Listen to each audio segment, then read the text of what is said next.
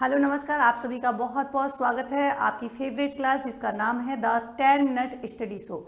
आज का हमारा टॉपिक है मध्यकालीन राजस्थान की प्रशासनिक व्यवस्था, जहां से जो है आपके एग्जाम में क्वेश्चन हमेशा पूछा जाता है। तो आइए स्टार्ट करते हैं। सबसे पहले हम बात करें, देखिए यहाँ पर यानी कि इसकी काल अवधि यानी कि समय अवधि जो है क्या रही थी मध्यकालीन प्रशासनिक व्यवस्था की जिसकी बात कर रहे हैं। तो इसका जो है मुगल संपर्क से लेकर 1818 ईस्वी में जब अंग्रेजों से जब संधि हुई थी तब तक के बीच का काल जो है हम पढ़ते हैं मध्यकालीन प्रशासनिक व्यवस्था के रूप में। मध्यकाल में रियासतें की बात करें तो 22 जो है छोटी बड़ी रियासतें हुआ करती थी तथा साथ ही अजमेर मुगल सूबा। आगे देखिए यहाँ पर अगर हम बात करें कि व्यवस्था जो है व्यवस्था किस प्रकार की थी, तो सामान्य प्रशासन भी था, न्याय प्रशासन, सैनिक प्रशासन, भू राजस्व जो है भू राजस्व व्यवस्था किस प्रकार की थी। तो यहाँ पर अगर हम देखें सामान्य प्रशासन की बात करें तो सामान्य प्रशासन में ध्यान रखेंगे यहाँ पर सर्वोच्च इकाई जो हुआ करती थी वो कौन सी हुआ करती थी, तो सर्वोच्च इकाई थी यहाँ पर कौन सी, रियासत। और रियासत जो है इसका मुखिया कौन कहलाता था, तो मुखिया कहलाता था आपके राजा। यहाँ हम परगना की बात करें तो परगना जो है इसमें कैसी इकाई थी, निम्नतम इकाई थी यानी कि छोटी इकाई थी। अब परगना में भी हम बात करें, देखिए दुर्ग की बात करें तो दुर्ग का मुखिया जो है वो क्या कहलाता था, दुर्गपति कहलाता था। जैसे मंडल की बात करें तो मंडल का मुखिया मंडलपति कहलाता था। फिर जो है अंत में हम बात करें इसमें कि सबसे छोटे यानी कि ग्राम या मौजे, जिनका मुखिया जो है वो क्या कहलाता था, ग्रामिक जो है यहाँ पर कहलाता था। आगे देखिए यहाँ पर हम राजा की अगर बात करें जो कि प्रशासन का मुखिया हुआ करता था और राजा के नीचे होते थे प्रधान, और प्रधान क्या करते थे यानी कि अगर राजा किसी कारणवश से अनुपस्थित है तो उस समय प्रशासन का मुखिया कौन होता था, प्रधान हुआ करता था। इस प्रधान को अलग अलग रियासतों में जो है अलग अलग नाम से जो है जाना जाता था। जैसे हम बीकानेर और भरतपुर की बात करें तो यहाँ पर जो है इसे हम कहते थे मुख्तियार, क्या बोलते थे, मुख्तियार। जबकि कोटा बूंदी की बात करें तो कोटा बूंदी में जो है इस प्रधान को कहा जाता था आपके दीवान।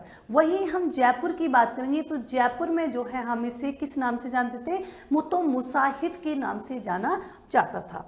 आगे देखिए हम बात करें कि इस राजा के दरबार में जो है अन्य पद जो हुआ करते थे, जैसे हम बात करें बक्सी की तो आपने सुना होगा कि सेना का जो सर्वोच्च अधिकारी होता था, है ना, जो कि सेना की भर्ती, प्रशिक्षण व अनुशासन का कार्य किया कर सकता तो क्या कहलाता था, बक्सी। आपसे जो है सुमेलित करने के लिए दे दिया जाएगा कि सूची फर्स्ट को सूची सेकंड से सुमेलित कीजिए, और वहां पर पूछ लिया जाएगा कि बक्सी कौन होता था, नायब बक्सी कौन था, या खजाजी कौन था, या फिर मुत्सदी कौन था। तो ध्यान रखिए मुत्सदी की बात करेंगे तो ये जो है सेना में यानी कि राजा के दरबार में सर्वोच्च प्रशासनिक अधिकारी हुआ करता था। नायब बक्सी की बात करेंगे तो जैसा नाम से भी आपको शायद समझ में आ रहा होगा, किले और सेना के खर्च का हिसाब रखने का कार्य किया जाता था नायब बक्सी के द्वारा। एक होता था कौन, खजांची जिसे बोलते हैं, और ये क्या करता था, राज्य की जितनी भी कुल आय और व्यय जो होती थी इसका हिसाब रखने का अधिकारी जो था वो क्या कहलाता था, खजांची कहलाता था। आगे यहाँ पर बात करें जैसे कोतवाल की बात करें तो कोतवाल कौन होता था, तो राज्य की आंतरिक सुरक्षा का अधिकारी जो होता था वो क्या कहलाता था, कोतवाल। जैसे हम बात करें नैमित्तिक, तो नैमित्तिक पद जो है वो कौन था या किसके लिए था, तो ये होता था राज्य का ज्योतिषी।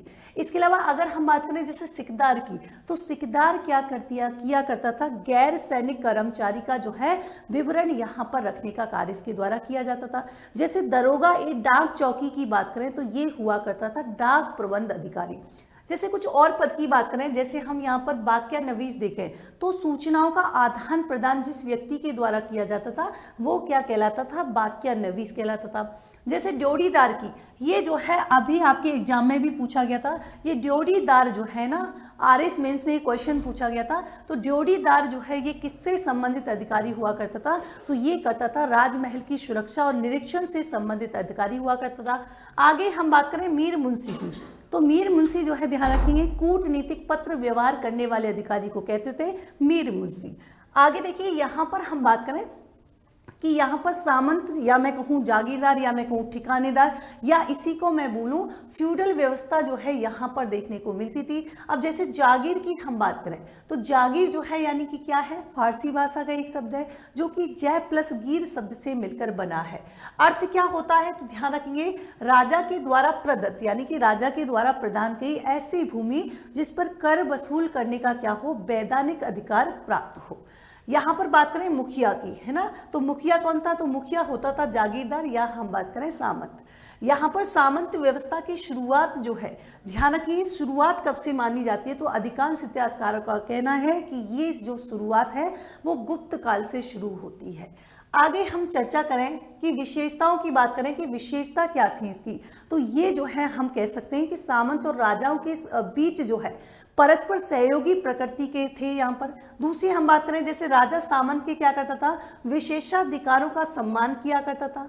सामाजिक कार्यों में हम बात करें तो सामंत जो होते थे वो राजा के समकक्ष माने जाते थे। जैसे हम बात करें कि राजा के उत्तराधिकारी निर्णय में भी सामंतों की सलाह जो होती थी वो बहुत ही महत्वपूर्ण होती थी। इसके अलावा अगर हम बात करें कि ये जो है सगोत्रीय कुलीय प्रशासनिक व्यवस्था थी जो कि टेंट के समान जो है स्थापित हुई थी। तो यहाँ पर इसके अलावा अगर हम बात करें कि मुगल कालीन प्रभाव की बात करें तो देखिए सामंतों की श्रेणियों का क्या किया गया था, यहाँ पर निर्धारण किया गया। फिर हम बात करें कि उत्तराधिकार निर्णय के संबंध में जो है सामंतों की भूमिका क्या हो गई, अप्रभावी, है ना, निर्णय जो है मुगल शासक लेते थे। सामंतों पर क्या हो गया, कर जो है कर आरोपित कर दिए गए। इसके अलावा अगर हम बात करें कि स्वामी और सेवक जो है इनका व्यावहारिक संबंध क्या हो चुका था, स्थापित हो चुका था। इसके अलावा अगर हम बात करें आगे कि राजा जो है महत्वपूर्ण नीतिगत और प्रशासनिक निर्णय जो है वो सामंतों की सलाह के बिना जो है यहाँ पर करने लग जाते हैं। आगे हम देखिए यहाँ पर बात करें कि सामंतों को कुछ सम्मान प्रदान किया जाता था अवार्ड के रूप में। जैसे हम पर्टिकुलर बात करें, फर्स्ट ऑफ ऑल बात करें सिरोपाव की, तो ये जो सिरोपाव है ये क्या था, ये सामंतों को दिया जाने वाला एक सम्मान था। इसके क्या क्या प्रकार होते थे, तो प्रकारों की बात करें जैसे हाथी सिरोपाव, हाथी सिरोपाव जो होता था वो सर्वोच्च सिरोपाव था। इसके अलावा हम बात करें जैसे पालकी सिरोपाव, या हम बात करें घोड़ा सिरोपाव, है ना, तो ये आपको नाम भी याद रखने कि कौन कौन से जो है सिरोपाव होते थे। दूसरा पुरस्कार दिया जाता था ताजिम। ये जो है क्या होता था, यानी कि राजा के दरबार में, है ना, राजा के द्वारा दरबार में सामंतों का खड़े होकर सम्मान करना, ये क्या कहलाता था, ताजिम जो है कहलाता था। अब ताजिम के भी यहाँ पर दो प्रकार हमें देखने को मिलते हैं, कौन कौन से, एक है दोबड़ी ताजिम। दोबड़ी ताजिम क्या होता था, तो ये आगमन यानी कि आएगा व्यक्ति और जाएगा तब यहाँ पर जो है कौन सा दोबड़ी ताजिम दिया जाता था। और एक होता था इक्केवड़ी, नाम से समझ में आ रहा है, इक्केवड़ी मतलब एक ही। इक्केवड़ी ताजिम का तात्पर्य था केवल राज दरबार में अगर प्रवेश करेगा तो उस समय जो है क्या किया जाएगा, इसका सम्मान किया जाएगा। तीसरा होता था हाथ पसार। तो हाथ का मतलब क्या है कि सामंत के कंधे पर जो है हाथ रख दिया राजा के द्वारा, इसका मतलब वो क्या है, राजा के द्वारा जो है सम्मान करना कहलाता था। यहाँ पर एक दिखाई दे रहा होगा आपका सिर का कुरव, तो ये जो है हर किसी को नहीं मिलता था, ये सम्मान जो है विशेष सरदारों को ही प्रदान किया जाता था। आगे यहाँ पर हम देखेंगे कि सामंतों के द्वारा प्राप्त होने वाले कर कौन कौन से थे।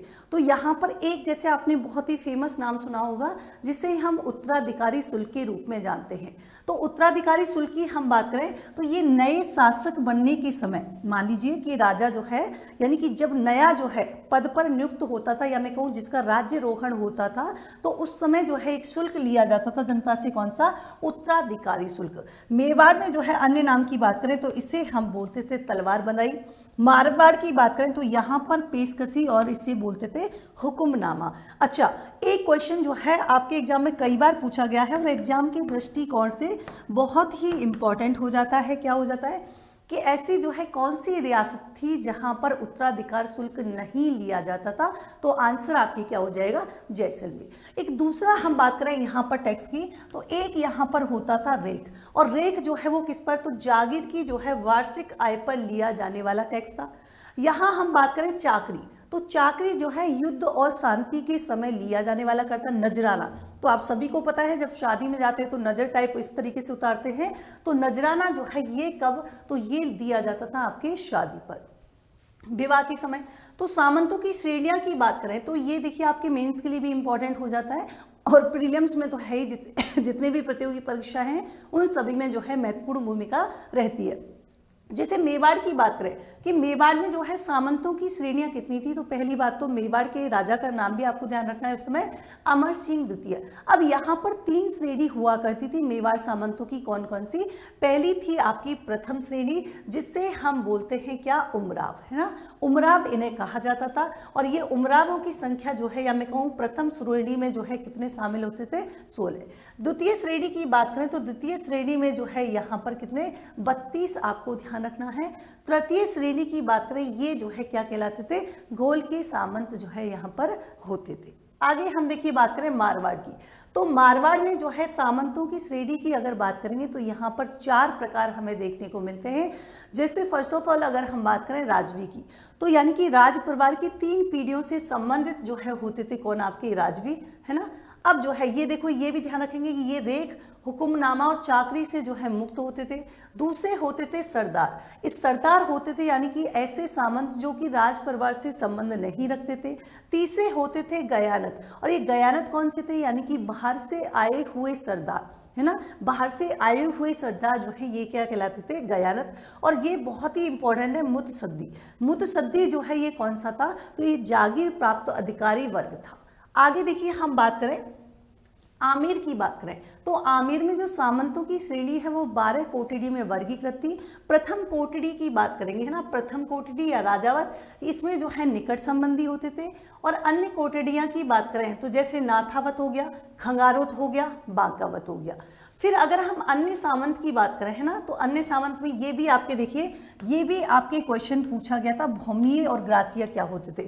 तो भौमिये तो कहलाते थे जिन्हें बलिदान के बदले भूमि प्रदान की जाती थी, उन्हें हम भौमिये कहते थे।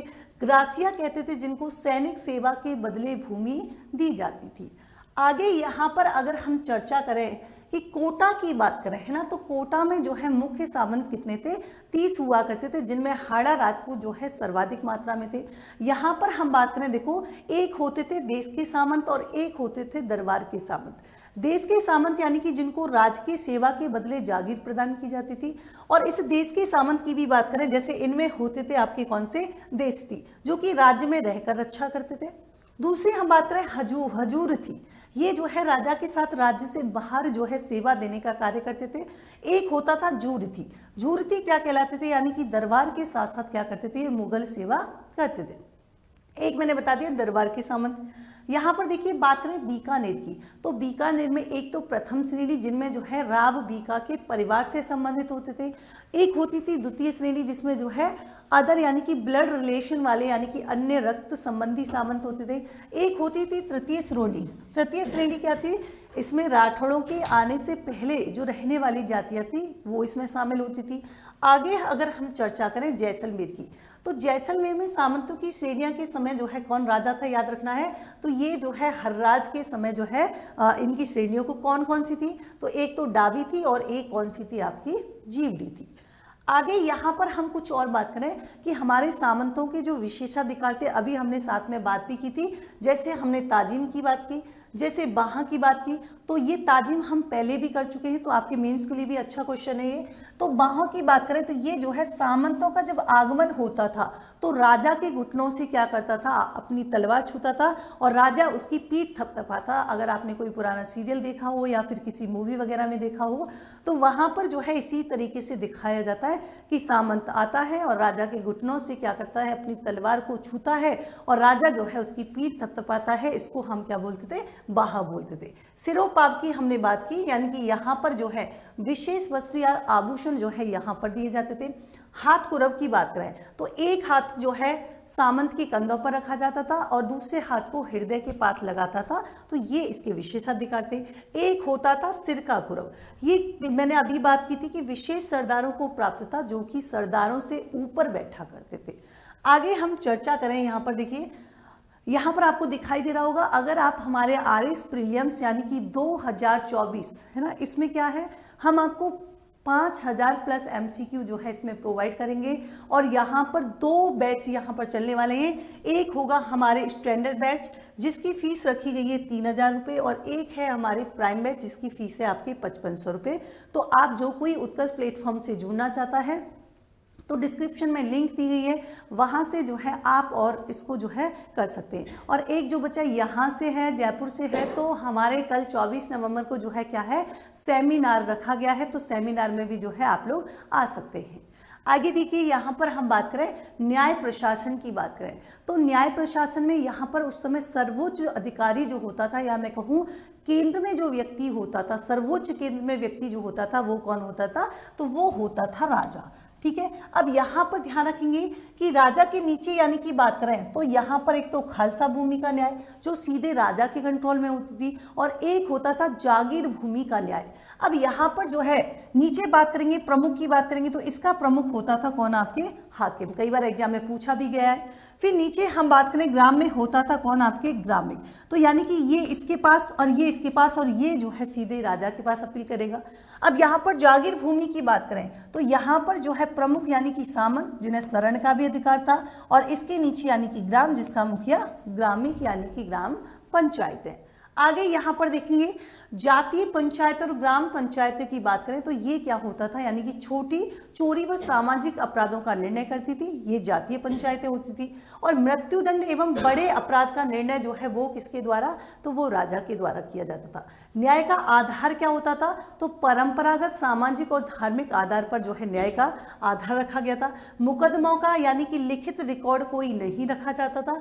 गवाही संबंधित कोई भी यहाँ पर प्रत्येक अधिनियम यहाँ पर नहीं था, मतलब पर्टिकुलर कोई एक्ट यहाँ पर नहीं था। आगे हम बात करेंगे सैन्य प्रशासन की, तो सैन्य प्रशासन में भी हमारा जो राजा था वो सर्वोच्च पद पर था। अब इसमें एक पद और होता था बख्शी, और बख्शी ध्यान रखिए ये होता था सेना का सर्वोच्च अधिकारी। एक होता था नायब बख्शी जो कि सैन्य खर्च का हिसाब रखने वाला अधिकारी होता था। सेना की हम बात करेंगे तो एक राजा की सेना होती थी और एक सामंत की सेना। तो राजा की सेना जो होती थी इसे हम कह रहे हैं आहदी सेना, और सामंत की सेना को बोलते थे जमीयत सेना। आगे देखिए हम बात करेंगे यहाँ पर कि युद्ध के समय सेना की स्थिति की हम बात करें तो यहाँ पर सेना यानी कि दो तरफ, इसको ऐसे समझेंगे कि दोनों तरफ से आमने सामने से जो है सेनाएं आ रही हैं, तो सेना के आगे वाला जो भाग होगा उसे हम बोलते थे हराबल सेना, है ना, हराबल सेना। और राजा जो है बीच में होता था, यानी कि राजा केंद्र बिंदु में होता था। अब इसके यानी कि इधर वाली बात करेंगे तो इससे हम बोलते थे वाम पार्श्व, और यहाँ पर जो इसकी बात करेंगे तो इससे बोला जाता था दक्षिण पार्श्व। और पीछे की सेना जो है ये होती थी कौन सी, चंदावल सेना। अब आगे हम बात करें, देखिए यहाँ पर इसकी सैन्य की बात करें, सैनिक जो है तो सैनिक एक तो होते थे जात या मैं कहूँ पैदल सैनिक, और दूसरे होते थे सवार सैनिक। तो यहाँ पर अगर हम बात करेंगे जात या पैदल सैनिक की बात करेंगे तो यहाँ पर जो है असम सैनिक या तीर कमान, तलवार या कटार युक्त होते थे। और यहाँ पर दूसरे हम कह सकते हैं सहबंदी सैनिक होते थे जो कि अस्थायी होते थे। सवार सैनिक की अगर हम बात करेंगे, जैसे देखिए यज्ञ अस्पा की बात करें तो इसमें एक सैनिक होता था और एक घोड़ा शामिल होता था। दो अस्पा की बात करें तो यहाँ पर एक सैनिक और दो घोड़ा। सिंह अस्पा की बात करें तो यानी कि एक सैनिक और तीन घोड़ा होगा। निम अस्पा की बात करें तो दो सैनिक एक घोड़ा होगा। और पील खाना की बात करें तो पील खाना यानी कि पील का शाब्दिक अर्थ ही हाथी होता है, या मैं कहूँ सिनोनिम्स भी हाथी होता है। तो पील खाना जो है हाथियों की सेना को कहा जाता था। आगे यहाँ पर करेंगे तोप खाना, तो तोप चलाने वाला व्यक्ति जो है वो तोपची कहलाता था। जैसे हम तोप की बात करें तो एक यानी कि जिनसी जो कि भारी तोप थी, और हल्की तोप जो थी उसका नाम क्या था, दस्ती। दास्ती मतलब इसको इस नाम से उपनाम से जाना जाता है। भूमि की बात करें यानी कि भू राजस्व व्यवस्था की बात करें तो मैंने शुरू में आपसे थोड़ी सी चर्चा की थी कि एक तो खालसा भूमि और दूसरी कौन सी थी आपकी, जागीर भूमि। खालसा भूमि जो है वो राजा के जो है सीधे यानी कि नियंत्रण में रहती थी। इसमें हम बात करें जागीर भूमि, तो जागीर भूमि जो है देखो, एक होती थी सामंत की जागीर, एक होती थी हुकूमत की जागीर, एक होती थी भौम की जागीर, और एक होती थी शासन की जागीर। ये एग्जाम में कई बार पूछा गया क्वेश्चन है।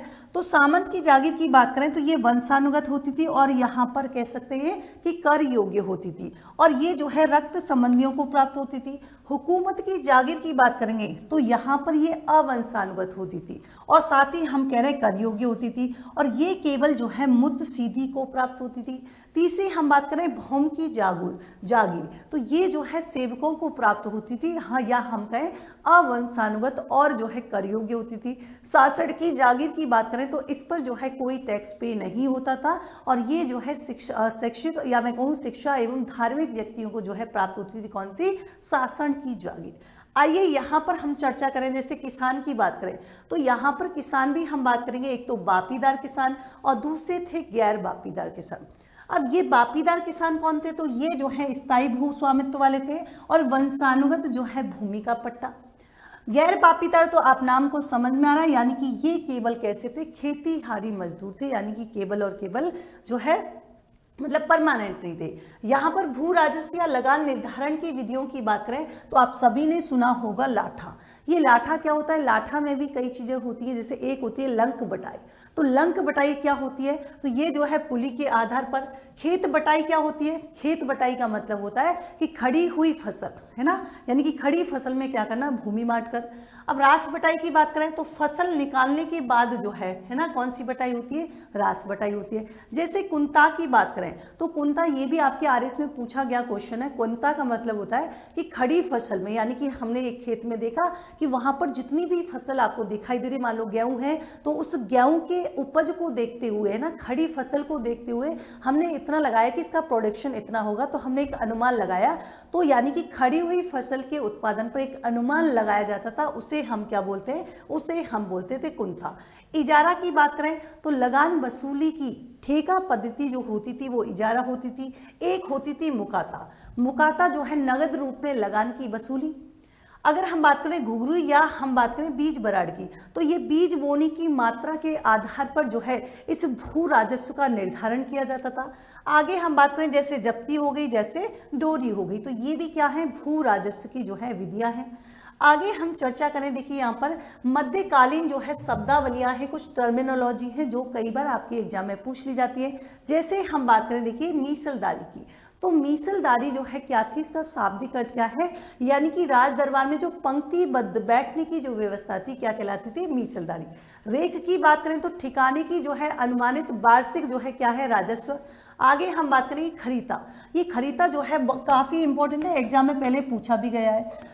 खरीता होता था यानी कि दो राजाओं के मध्य जो है पत्राचार की जो व्यवस्था थी, एक राजा ने दूसरे राजा को जो है पत्र भेजा, तो ऐसी व्यवस्था जो है क्या कहलाती थी? खरीता।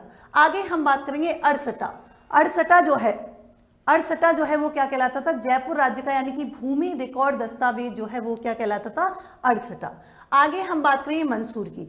मंसूर क्या होता था? देखिए यहाँ पर मुगल शासक की अनुपस्थिति में, मान लीजिए कि कोई मुगल शासक है और वो किसी रीजन की वजह से अनुपस्थित है, तो ऐसी स्थिति में क्या किया जाता था? शहजादे के द्वारा जो है आदेश दिया जाता था, उसी को हम बोलते थे मंसूर। एक होता था महकमा बकायद। इसका मतलब क्या था कि अच्छी फसल के समय जो है यानी कि शेष राजस्व वसूल करने का कार्य किया जाता था। एक होता था मदद ए मासिक। ये जो है जितने भी विद्वान और धार्मिक व्यक्ति जो होते थे उनके लिए यहाँ पर यूज होता था मदद ए मास। साध प्रथा की बात करेंगे तो ये जो है मेवाड़ रियासत में प्रचलन में थी और एक प्रकार का क्या था? भूमि बंदोबस्त। एक है धुआं कर, इसका संबंध जैसलमेर से है और ये ध्यान रखेंगे राज्य के प्रत्येक घर से जो है हिसाब करके लिया जाने वाला क्या था? एक प्रकार का टैक्स था। तो ये थी आज की हमारी राजस्थान की मध्यकालीन प्रशासनिक व्यवस्था। तो ऐसे ही अन्य यूजफुल वीडियो के साथ फिर से हम हाजिर होंगे। तब तक के लिए थैंक यू सो मच।